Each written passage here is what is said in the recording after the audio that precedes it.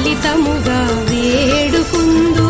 రావమ్మ మా ఇంటి గనుక లాలితముగా వేడుకుందు ఎప్పటికీ మా ఇంట్లో ఉంటే తప్పక నీకు పూజ చేద్దుము